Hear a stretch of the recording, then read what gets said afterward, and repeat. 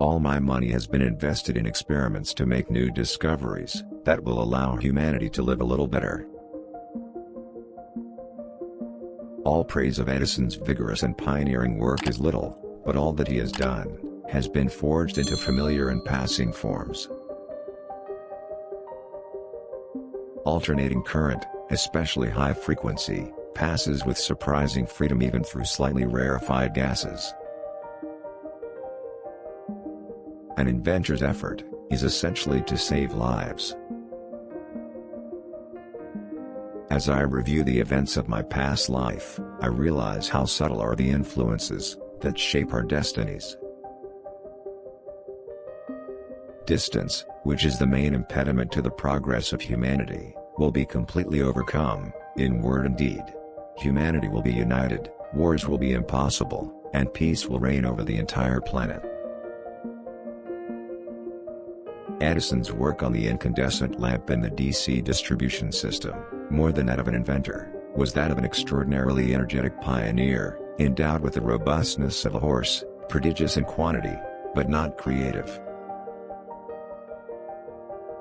Energy is work. Increasing the force that accelerates human movement, therefore means developing more work. Every living thing is an engine that drives the wheel of the universe. Although apparently affected only by its immediate surroundings, the external sphere of influence extends over an infinite distance. Everyone should consider his body as a priceless gift from someone whom he loves above all, a marvelous work of art, of indescribable beauty and mystery beyond human conception, and so delicate that a word, a breath, a look, not a thought, can damage it. Everything that was great in the past was ridiculed, condemned, fought against, repressed, only to emerge with greater power and more triumphant after the struggle. Food increases the mass, peace decreases the force that delays, and work increases the force that accelerates human movement. These are the only three possible solutions to the great problem, and all of them have one aim, one purpose, namely, to increase human energy. For a time, I hesitated, impressed by the teacher's authority, but I soon became convinced that I was right, and took up the task with all the ardor and infinite confidence of youth. For me, it is absolutely irrelevant whether the turbine is working in my head, or whether I test it in the workshop. I even sense if it's out of balance. There is absolutely no difference, the results are the same. So I am able to quickly develop and perfect a concept, without touching anything. I am confident that the near future will witness revolutionary achievements in the production, transformation, and transmission of energy, in transport and lighting, in the manufacture of chemical components, in telegraphy and telephony, and in other arts and industries.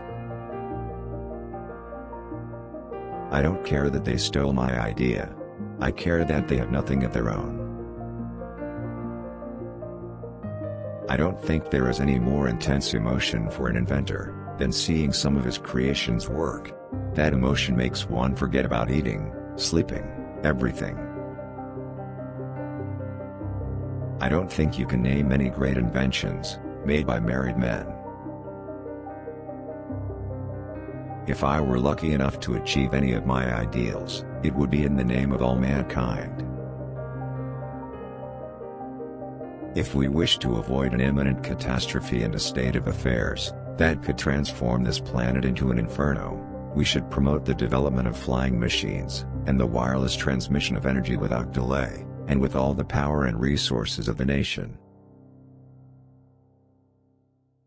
If you only knew the magnificence of 3, 6, and 9, then you would have the key to the universe. If you want to find the secrets of the universe, think in terms of energy, frequency, and vibration. If your hatred could be turned into electricity, it would enlighten everyone. Instinct is something that transcends knowledge. We have no doubt some very subtle fibers which enable us to perceive truths where logical deduction, or any other obstinate effort of the brain is futile. Iron is by far the most important factor in modern progress. Its name is synonymous with utility. It is essential for the peaceful existence of humanity as a whole, that a common understanding prevails. It's not the love you make. It's the love you give.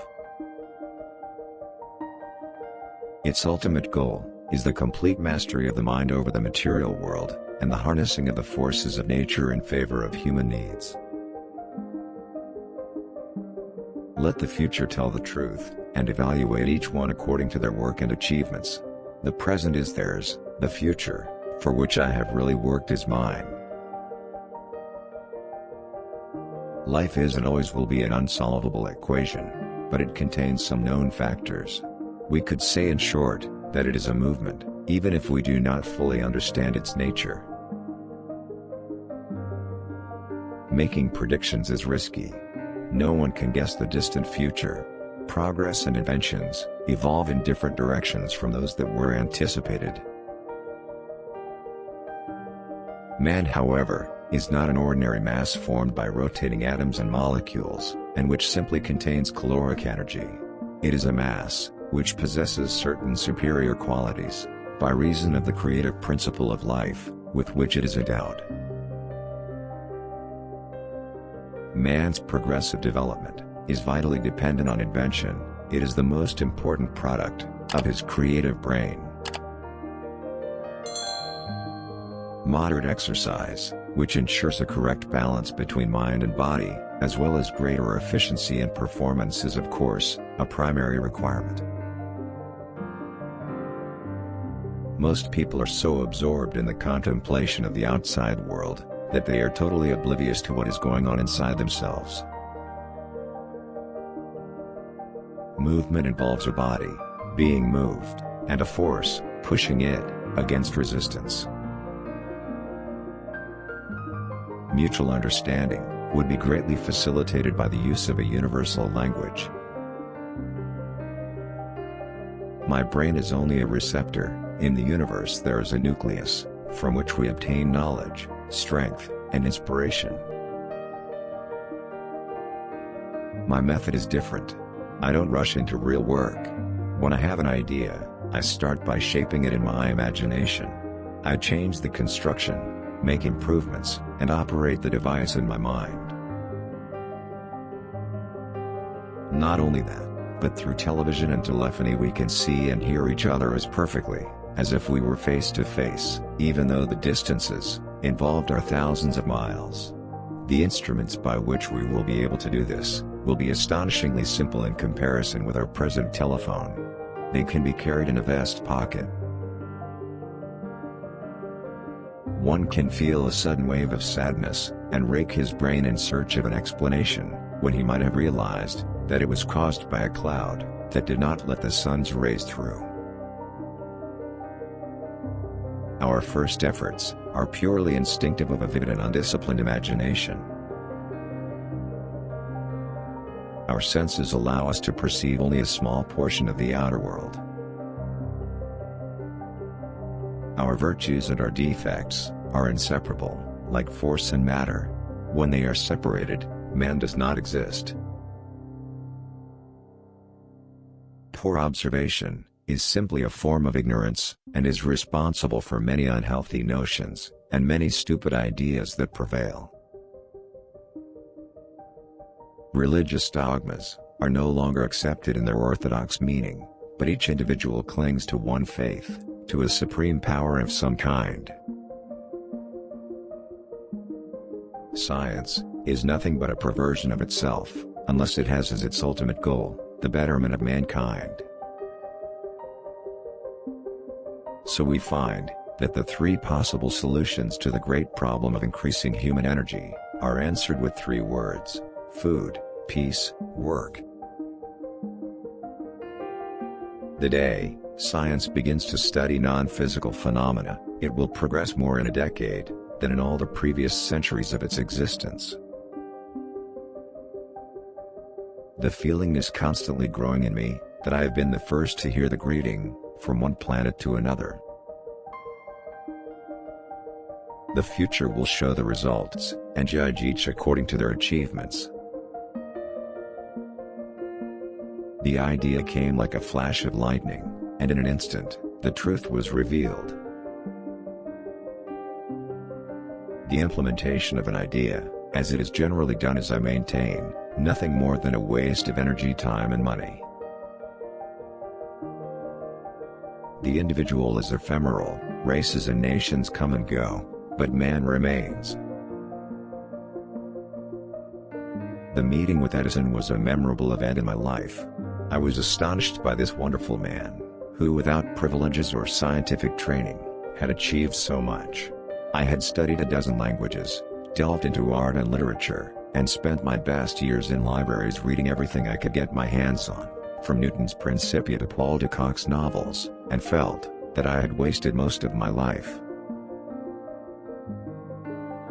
The pressure of our occupations, and the incessant stream of impressions pouring into our consciousness, through all the doors of knowledge, make modern existence risky in many ways. The scientist is not aiming for an immediate result. He does not expect his advanced ideas to be easily accepted. His duty is to lay the foundations for those who are to come, and to point the way. The sun is the spring that drives everything. The sun preserves human life, and supplies all human energy. The world moves slowly, and it is difficult to see the new truths. Through this system, for example, a phone subscriber here could call another subscriber in the world and talk to him. A cheap receiver, no bigger than a watch, would allow him to listen from wherever he was, on land or at sea, to a talk or a piece of music, being broadcast elsewhere, no matter how far away. Throughout space there is energy. It is only a matter of time, until men succeed in their mechanisms for harnessing that energy. Today's scientists think deeply instead of clearly. One must be in his right mind to think clearly, but one can think deeply and be completely insane. We are automatons, totally controlled by the forces of the environment, shaken like corks on the surface of the water, but we confuse the result of the impulses from the exterior, with free will. We crave new sensations, but soon become indifferent to them. The wonders of yesterday are the ordinary events of today. We must all have an ideal that governs our conduct and assures us of satisfaction, but it is irrelevant whether it is a creed, an art, a science, or anything else, so long as it serves the function of a dematerializing force. What one man calls God, another calls the laws of physics. When the wireless technique is applied to perfection, the whole Earth will become a huge brain, and all things will be particles of a genuine, rhythmic whole. Whiskey, wine, tea, coffee, tobacco, and other such stimulants, are responsible for shortening the lives of many, and should be used in moderation. Wireless technology will provide closer contact, by transmitting information, moving our bodies and materials, and transporting energy. Peace can only come as a natural consequence of universal enlightenment and merging of races, and we are still far from this blissful realization.